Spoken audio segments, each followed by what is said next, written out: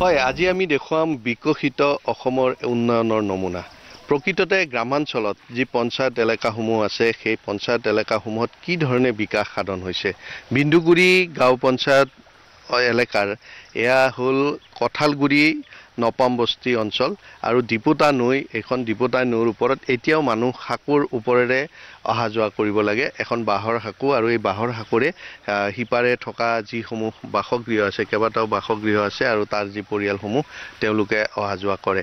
একেদৰে এই ডিপুতা নৈৰ যি খহনীয়া আৰু খহনীয়া প্ৰতিৰোধৰ কাৰণে ইয়াত এটা বান্ধ দিয়াৰ ব্যৱস্থা কৰিছিল পঞ্চায়তৰ অন্তৰ্গত।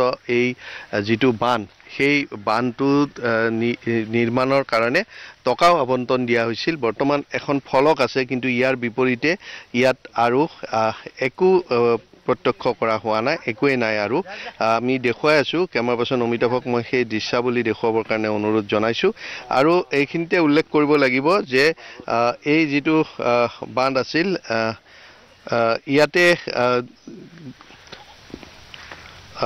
ইয়াত নিয়োগ নিশ্চিতি আঁচনি আৰু বিশেষকৈ এই আঁচনিৰ অধীনত ইয়াতে এটা বান্ধ নিৰ্মাণ কৰা হৈছিল আৰু সেই বান্ধটো আছিল সুৰেশ তাঁতীৰ বাসগৃহৰ পৰা পল কেৰকেটাৰ বাসগৃহ পৰ্যন্ত এই পথছোৱা, আচলতে পথ আৰু ডিপুতাৰ বান্ধটো নিৰ্মাণৰ কাৰণে ধন আবণ্টন দিয়া হৈছিল 6,78,454 টকা। এই ধন সম্পূৰ্ণৰূপে ব্যয় কৰা হ'ল, কিন্তু ইয়াত মাটিও নপৰিল এচপৰা আৰু এই একেদৰেই থাকিল।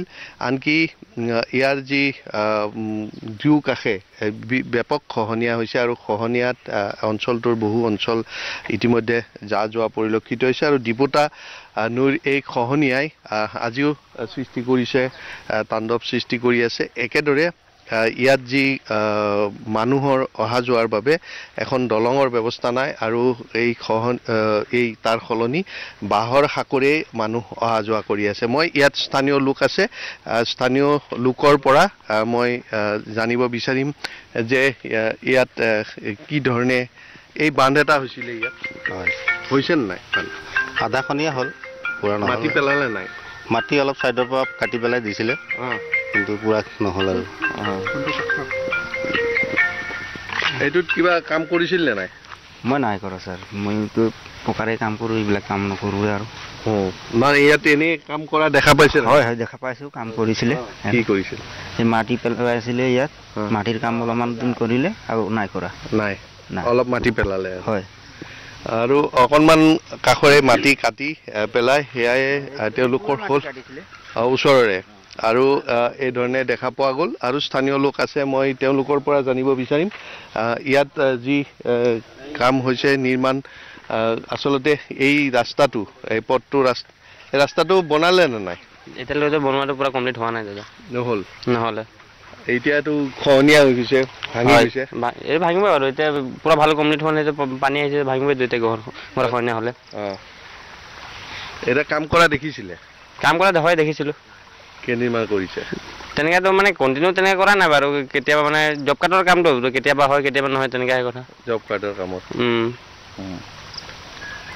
এতিয়াতো এই ৰাস্তাটোৰে গাড়ী যাব নোৱাৰে, একো যাব নোৱাৰে। গাড়ী যাব নোৱাৰে ক'ত, চাইকেল আৰু কেতিয়াবা বাইক চাইকেল যাব পাৰে। ডাঙৰ গাড়ী যেনে চাইকেল ইয়াত নোসোমায় বাৰু।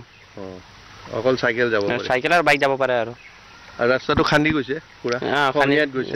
খহনীয়াত গৈছে।